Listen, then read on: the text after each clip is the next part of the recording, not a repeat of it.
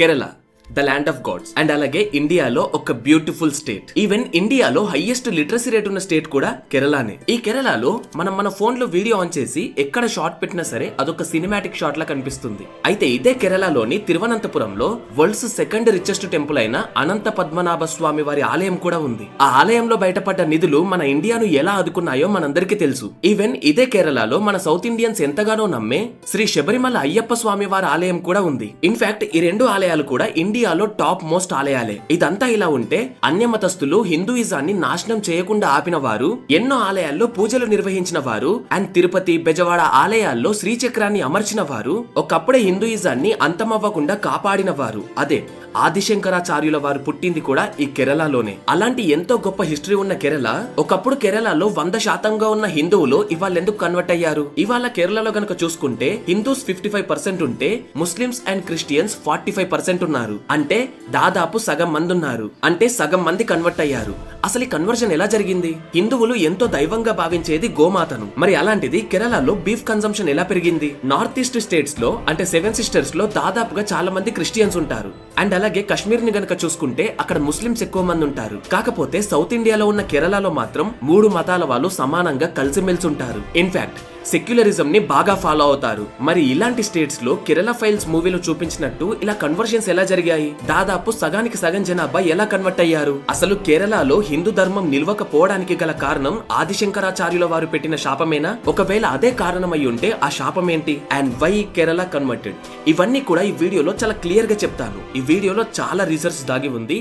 So అందుకోసమనే ఈ వీడియోని కంప్లీట్ గా చూడండి. కేరళలో శబరిమల అయ్యప్ప స్వామి టెంపుల్ ఎంత ఫేమస్ మనందరికీ తెలుసు. ఈవెన్ మన తెలుగు స్టేట్స్ లో నుండి కూడా చాలా మంది అయ్యప్ప స్వామి మాల వేసుకొని ఆ టెంపుల్ కి వెళ్తూ ఉంటారు. ఈవెన్ మన తెలుగు స్టేట్స్ నుండి కూడా లక్షల్లో అయ్యప్ప స్వామి వారి భక్తులు మాల వేసుకొని శబరిమలకు వెళ్తూ ఉంటారు. అయితే మీకు తెలుసా, కేరళలోని అయ్యప్ప స్వామి భక్తులు అయ్యప్ప స్వామిని దర్శించుకునే కంటే ముందు ఒక మసీదుని దర్శించుకుంటారని? ఎస్, మీరు విన్నది నిజమే. కేరళ వాళ్ళు నమ్మే స్టోరీ ప్రకారం అయ్యప్ప స్వామికి ఒక శత్రువు ఉండేవారు. అండ్ ఆ శత్రువు పేరే వావర్. ఈయన ప్రతిసారి అయ్యప్ప స్వామి మీదకి యుద్ధానికి వెళ్లేవాడు. కాకపోతే అయ్యప్ప స్వామి చేతిలో ఎప్పుడు ఓడిపోయేవాడు. అయితే రోజులు గడుస్తున్న కొద్దీ వాళ్ళిద్దరు శత్రువులు కాస్త మిత్రులయ్యారు. వావర్ కూడా అయ్యప్ప స్వామికి ఒక మంచి మిత్రుడు, ఒక మంచి భక్తుడు, అయ్యప్ప స్వామి యొక్క ఫాలోవర్ అయిపోయాడు. ఈవెన్ అయ్యప్ప స్వామి అండ్ వావర్ యొక్క ఫ్రెండ్షిప్ గురించి ఇప్పటికి కూడా కేరళలో అయ్యప్ప స్వామి భక్తి పాటల్లో వినిపిస్తాయి. అయితే ఈ వావర్ కి ఎరుమెలి అనే ఒక ప్లేస్ లో ఒక మసీదుని నిర్మించారు. ముందుగా ఆ మసీదును దర్శించుకొని మసీదు చుట్టూ తిరిగి అండ్ అక్కడ కొబ్బరికాయలు కొట్టి వాళ్ళ కోరికలు కోరుకొని అక్కడి నుండి శబరిమలకు బయలుదేరతారు. ఇదంతా వాళ్ళకి ఒక ఆనవాయితీ లాగా వస్తుంది. వాళ్ళైతే పక్కా మసీదును దర్శించుకుంటారు. మరి మన తెలుగు అయ్యప్ప స్వాములు దర్శించుకుంటారా? మీకు తెలిస్తే మీరు శబరిమల వెళ్తే కింద కామెంట్ చేయండి. అండ్ ఇక్కడే ఇంకొక ట్విస్ట్ ఉంది. ఎవరైతే శబరిమలకు వెళ్లి స్వామి వారిని దర్శనం చేసుకుంటారో వాళ్ళు మళ్ళీ తిరిగి ఇంటికి వెళ్తున్నప్పుడు ఒక చర్చిను కూడా దర్శించుకొని వెళ్తారు. అదే సెయింట్ ఆండ్రూస్ బసిలికా అనే ఒక చర్చ్. సెయింట్ సెబస్టియన్ ఈయన ఒక క్రిస్టియన్ సెయింట్. ఈయన మరియు అయ్యప్ప స్వామి మంచి ఫ్రెండ్స్ అంట. ఈవెన్ బ్రదర్స్ అని కూడా చాలా మంది కేరళ వాళ్ళు నమ్ముతారు. అందుకనే కేరళ ప్రజలు ముందుగా ఆ మసీదుని విజిట్ చేసిన తర్వాత శబరిమల ఆలయానికి వెళ్లి అక్కడ మొక్కులన్నీ చెల్లించుకొని మళ్ళీ వచ్చేటప్పుడు ఈ చర్చ్ కు వెళ్లి ఇక్కడ కూడా మొక్కులు చెల్లించుకొని అప్పుడు ఇంటికి వెళ్తారు. మన నాన్ కేరళ పీపుల్ కి ఇది వినడానికి చాలా స్ట్రేంజ్ గా ఉంటుంది, కానీ ఇలాంటివన్నీ కేరళలో చాలా కామన్ కూడా. ఇలా చెప్పుకుంటూ పోతే కేరళలో ఇంకా ఇలాంటి ఎగ్జాంపుల్స్ చాలా ఉన్నాయి. అండ్ ఈవెన్ ఈ వీడియో కూడా సరిపోదు. మరి కేరళలో క్రిస్టియానిటీ అండ్ అలాగే ఇస్లాం పెరగడానికి గల రీజన్స్ ఏంటి ఇప్పుడు తెలుసుకుందాం. ముందు హిస్టారికల్ గా చూసుకుందాం. అదే ద కర్స్ ఆఫ్ ఆదిశంకరాచార్య.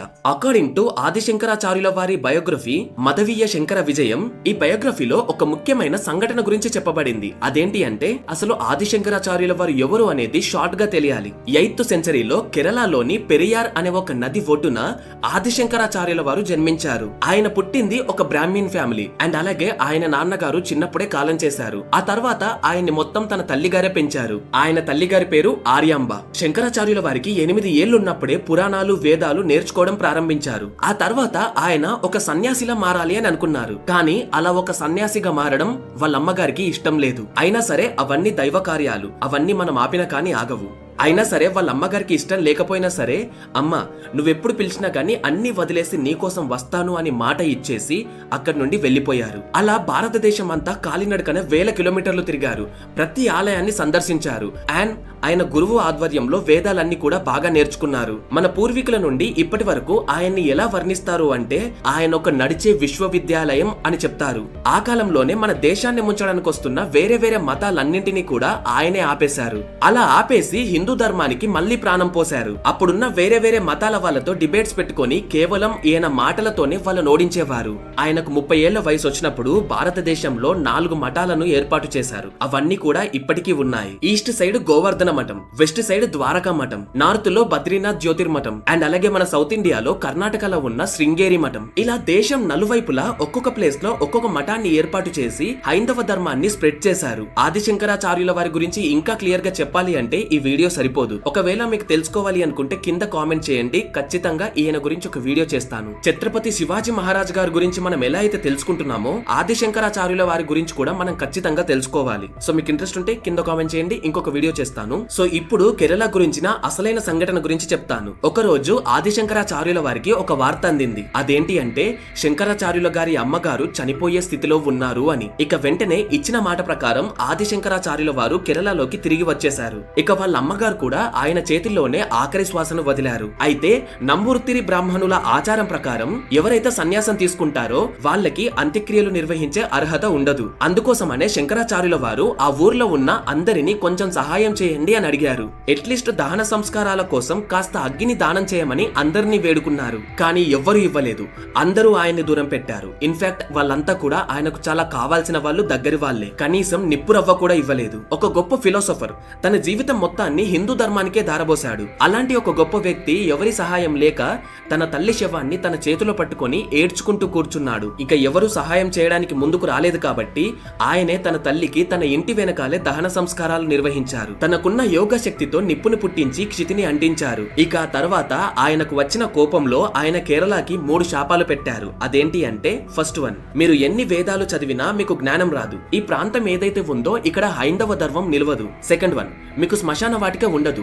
నేను ఎలా అయితే ఇంటి వెనకాల దహనం చేసుకున్నానో మీరంతా కూడా అలానే చేస్తారు. ఇన్ఫాక్ట్ ఇప్పటికీ కూడా కేరళలోని నంబితిరి ఫ్యామిలీలో ఇలానే ఇంటి వెనకాల దహనం చేస్తారంట. థర్డ్ వన్, ఏ సన్యాసి కూడా ఈ ప్రాంతంలో ఆగడు, మీరిచ్చిన భిక్షను స్వీకరించడు అని. ఇక అప్పటి నుండే ఆ కేరళ ప్రాంతానికి ఆయన పెట్టిన శాపం వల్లే ఇప్పటికీ అక్కడ హిందూ ధర్మం నిలవట్లేదు. హిందువులు తగ్గిపోతున్నారు అండ్ అలాగే వేరే మతస్థులు పెరుగుతున్నారు. విచ్ మీన్స్ ఇప్పటికీ కన్వర్షన్స్ జరుగుతున్నాయి. సో హిస్టారికల్ గా సనాతన ధర్మం వైపు నుండి గనక చూస్తే ఇదొక మెయిన్ రీజన్. మరి అలా అయితే అసలు కేరళలో ఒకప్పుడు 100% హిందూస్ ఉండేవాళ్ళు కదా, వాళ్ళు ఏమైపోయారు? కేరళలోకి అన్య మతస్థులు ఎలా వచ్చారు అండ్ వాళ్ళంతా ఇక్కడికి వచ్చి ఎలా సెటిల్ అయ్యారు? వీటన్నింటిని కూడా ఇప్పుడు చాలా క్లియర్ గా ఎక్స్ప్లెయిన్ చేస్తాను, వినండి. The influence of trade. Nearly ఒక 1000-1500 సంవత్సరాల క్రితం ఈ కేరళ ప్రాంతంలో ఉండే మలబార్ కోస్ట్ ఏదైతే ఉందో అది ఎగుమతులకు దిగుమతులకు ఒక ఇంపార్టెంట్ పోర్ట్. దాదాపు అక్కడి నుండి మిడిల్ ఈస్ట్ కంట్రీస్ ఏవైతే ఉన్నాయో అక్కడికి సరఫరాలు జరిగేవి. అండ్ మన ఇండియా నుండి ఎక్కువగా ఎగుమతి అయ్యేది ఏంటి అంటే బ్లాక్ పెప్పర్ వంటి మసాలా దినుసులు. అయితే ఆ కాలంలో ఈ ఎగుమతులు దిగుమతులు జరగాలి అంటే ఫారెన్ లాంగ్వేజ్ వచ్చి ఉండాలి. సో అందుకోసమనే మన హిందూ రాజులకి ఫారెన్ లాంగ్వేజ్ ఎవరికైతే వస్తుందో వాళ్ళ యొక్క అవసరం ఎక్కువగా ఉండేది. అలా కొంతమంది ఫారినర్స్ ఇండియాకి వచ్చారు. ఇక 4 నుండి 9వ శతాబ్దం మధ్యలో సిరియా పెర్షియా నుండి కూడా క్రిస్టియన్ మర్చెంట్స్ ఇండియాకు వచ్చారు. అండ్ వాళ్ళంతా చూస్ చేసుకున్నది మన కేరళలోని మలబార్ కోస్ట్ ని. అండ్ అప్పట్లో బాగా వినిపించిన మర్చెంట్ యొక్క పేరేంటో తెలుసా? థామస్ ఆఫ్ కానా. ఈయన 4th సెంచరీలో ఇండియాకు వచ్చారు. అండ్ ఆ తర్వాత మార్ సబూర్, మార్ ప్రోత్ అనే వాళ్ళు 9th సెంచరీలో ఇండియాకు వచ్చారు. ఈవెన్ హిందూ రాజులు కూడా వాళ్ళందరికీ అన్ని వసతులు కల్పించారు.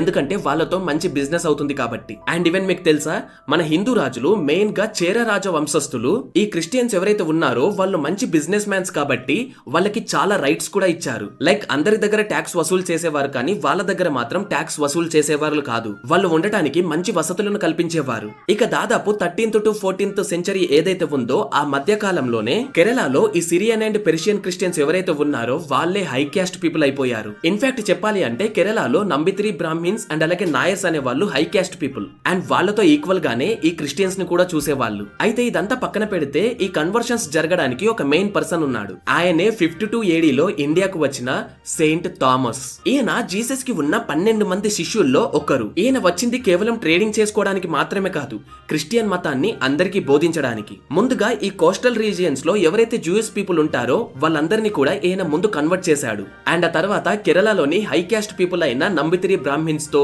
నాయర్స్ తో పెద్ద పెద్ద డిబేట్స్ చేసేవాడు. ఆ తర్వాత కేరళలోని హిందువులను కూడా ఆయన మాటల ద్వారా మాయ చేసి మత మార్పిడి చేశారు. కేరళలో ఎర్లీ స్టేజ్ లో క్రిస్టియానిటీ పెరగడానికి మెయిన్ రీజన్ మాత్రం ఈ సెయింట్ థామస్ గారే.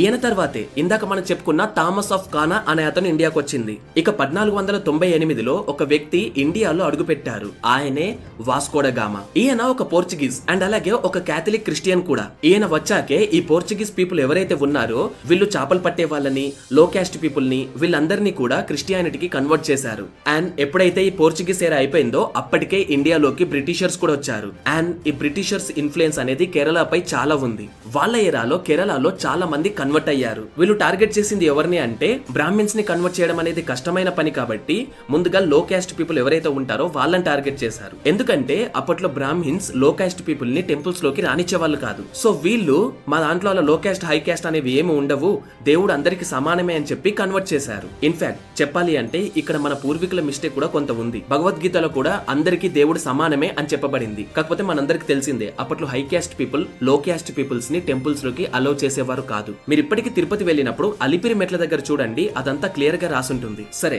మొత్తానికి ఇలా క్రిస్టియానిటీ కేరళలోకి వచ్చేసింది. మరి ఇస్లాం ఎలా వచ్చేసింది? దీనికి కూడా కొంత హిస్టరీ ఉంది. ఈ ప్రాఫెట్ మహమ్మద్ ఎవరైతే ఉన్నారో ఆయన జన్మించక ముందే ఈ అరబ్ పీపుల్ ఉన్నారు కదా, వాళ్ళు అరేబియన్ సీ ని వాళ్ళ కంట్రోల్లో పెట్టుకునేవారు. వాళ్ళు కేరళ నుండి బ్లాక్ పెప్పర్ వంటి మసాలా దినుసుల్ని మిడిల్ ఈస్ట్ కంట్రీస్ ఏవైతే ఉన్నాయో అక్కడికి ఎగుమతి చేసి అక్కడ అమ్ముకునేవారు. ఆ తర్వాత ఇస్లాం మతం పుట్టిన తర్వాత అరబ్ ప్రజలందరూ కూడా ఇస్లాం లోకి కన్వర్ట్ అయ్యారు. అండ్ మీకు తెలుసు కదా, ఈ అరబ్ వాళ్ళు పెద్ద బిజినెస్ మ్యాన్స్. ఈ అరబ్ వాళ్ళ ఇన్ఫ్లుయెన్స్ కేరళ వాళ్ళపై ఎలా ఉండేది అంటే చెరమన్ పెరమోల్ అనే ఒక రాజు ఉండేవారు.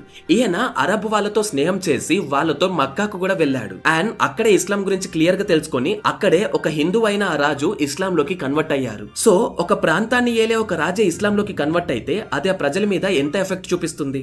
సో ఆ ప్రజలు కూడా దాదాపు చాలా మంది కన్వర్ట్ అయ్యారు. ఆ తర్వాత ఈ చెరమన్ రాజు ఎవరైతే ఉన్నారో ఆయన ఇండియాకు వచ్చి 692వ సంవత్సరంలో చెరమన్ జుమా అనే ఒక మసీదుని నిర్మించారు. ఇదే దాదాపు కేరళలో ఫస్ట్ మసీద్ అని అంటారు. అండ్ ఈ మసీద్ ఇప్పటికీ ఉంటుంది. ఇక్కడ ట్విస్ట్ ఏంటంటే ఈ మసీద్ ఒక టెంపుల్ లాగా కట్టారు. లైక్ ఒక హిందూ టెంపుల్ ఆర్కిటెక్చర్ ఎలా అయితే ఉంటుందో ఈ మసీద్ ఆర్కిటెక్చర్ కూడా అలానే ఉంటుంది. చాలా మంది ఈ మసీద్ ఒక టెంపుల్ అని అనుకుంటారు. ఆ తర్వాత 12 నుండి 15వ శతాబ్దం మధ్యలో మన హిందూ రాజులే చాలా మంది మన హిందూస్ ని ఇస్లాంలోకి కన్వర్ట్ చేశారు. ఎస్, మీరు విన్నది నిజమే.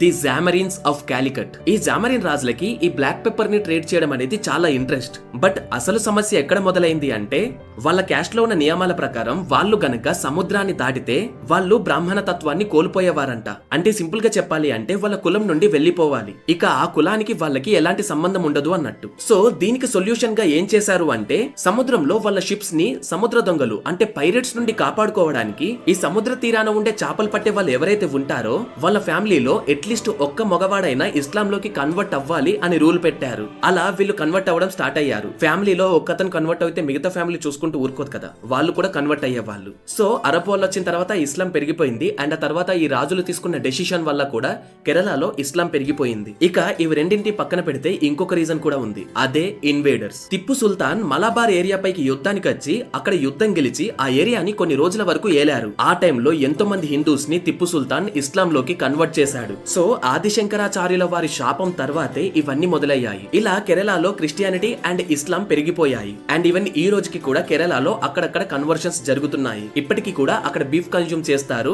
ఎవరైనా ఎంక్వైరీ చేస్తే అది బఫెల్లో మీట్ అని అంటారు. మరి అది ఎంతవరకు బఫెల్లో మీట్ అనేది ఎవరికి తెలియదు. సో మీకు తెలుసా? కింద కామెంట్ చేయండి. అండ్ ఆ తర్వాత కేరళలోని పొలిటికల్ పార్టీస్ కూడా ఇక్కడ చాలా ప్రభావం చూపించాయి. మొన్నొకసారి కేరళ యాక్టర్ జయరాం గారు మాట్లాడుతూ ఇప్పటికీ కేరళలో శబరిమల అండ్ అనంత పద్మనాభ స్వామి ఆలయాలు ఉన్నాయి కాబట్టే ఇక్కడ ఇప్పటికీ హిందూయిజం ఉంది అని ఆయన అన్నారు. సో ఆయన మాటల్ని మీరు సపోర్ట్ చేస్తారా? కేరళ గురించి మీరేమనుకుంటున్నారో కింద కామెంట్ చేయండి. సో గైస్, ఈ వీడియో కోసం మేము చాలా రీసెర్చ్ చేశాము.